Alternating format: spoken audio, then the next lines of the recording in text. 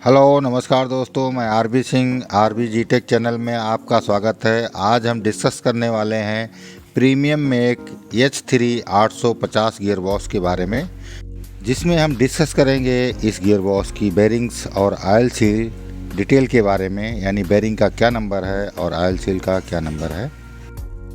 ये helical gear box है, 3 stage का गियर बॉक्स है, जिसका साइज है 850 mm, यानी आउटपुट शाफ्ट और उसके नियरेस्ट शाफ्ट का जो सेंटर डिस्टेंस है वो 850 mm है।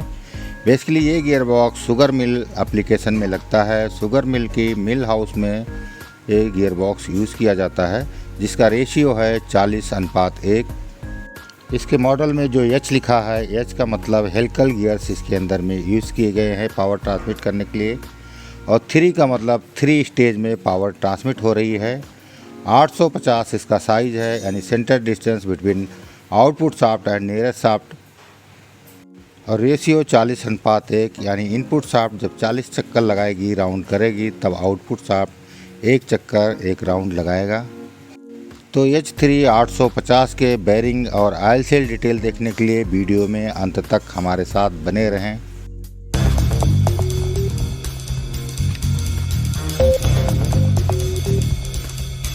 तो चलिए स्टार्ट करते हैं। इसके इनपुट शाफ्ट पे हमारी 3 बेरिंग्स लगती हैं, 2 लगती हैं स्पेरिकल रोलर, और एक्सटेंशन एंड में जो लगती है वो बॉल बेरिंग लगती है।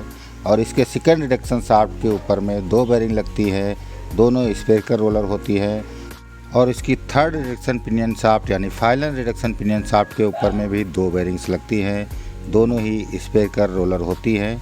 और इसकी आउटपुट शाफ्ट पे भी 2 स्पेरिकल रोलर बेरिंग लगती है। तो चलते हैं, जानकारी लेते हैं इनके बेरिंग्स नंबर के बारे में। तो इसकी इनपुट पिनियन शाफ्ट के ऊपर में 2 स्पेरिकल रोलर बेरिंग लगती हैं, जिसका नंबर है 23230। और इसकी इनपुट शाफ्ट पे जो तीसरी बेरिंग लगती है वो लगती है बॉल बेरिंग 6230 C3 क्लियरेंस के साथ में 1 नंबर लगती है। ये लगती है शाफ्ट एक्सटेंशन साइड में, यानी जिस साइड में हमारी मोटर लगती है उसके अपोजिट एंड में ये बेरिंग लगती है, जिसकी क्वांटिटी रहती है 1 नंबर।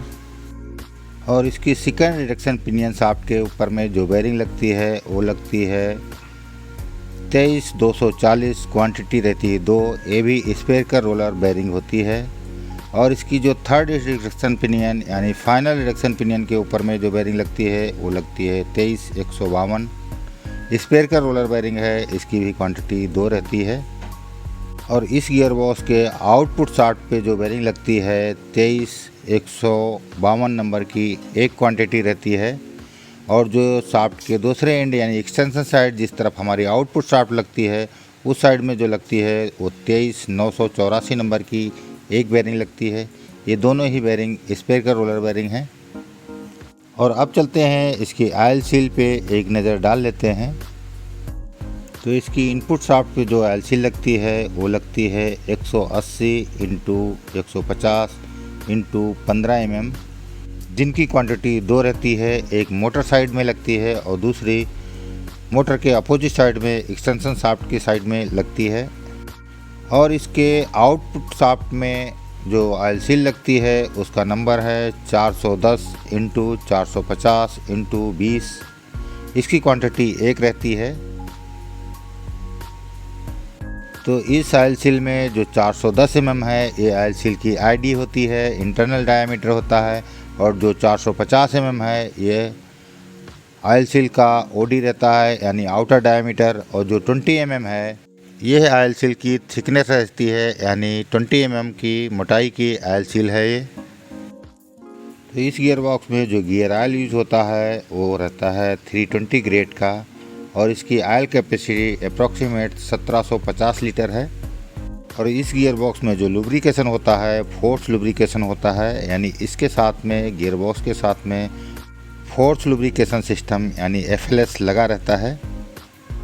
जैसा कि इस गियर बॉक्स की सारी जितनी भी पिनियन शाफ्ट्स हैं या शाफ्ट्स हैं, उनके ऊपर में double row self align spherical roller bearing use किए गए हैं।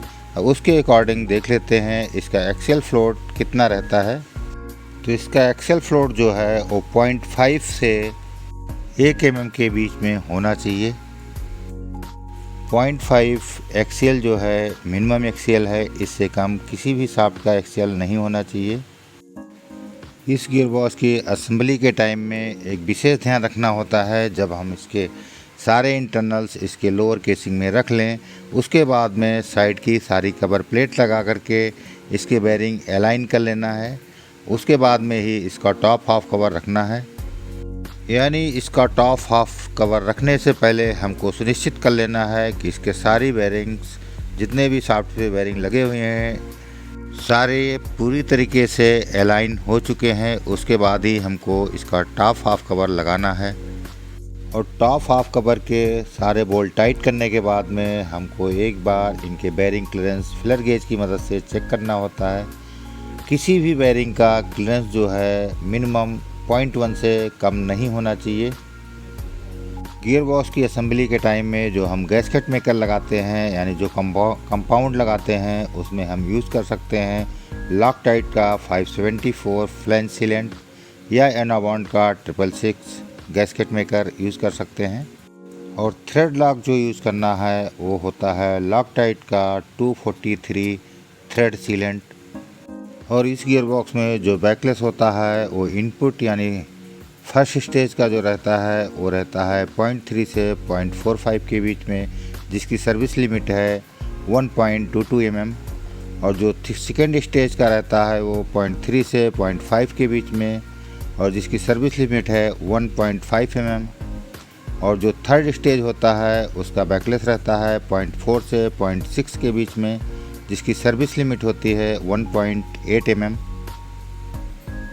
गियर बॉक्स की असेंबली के टाइम में ऑयल सील्स लगाते समय हमको ध्यान रखना होता है कि इसकी ऑयल सील जब लगाएं तो इसके लिप्स और इसके स्पेयरिंग वाले पोर्शन में ग्रीस फिल कर दें। उसके बाद में ऑयल सील फिट करें, इससे ऑयल सील की लाइफ बढ़ जाती है।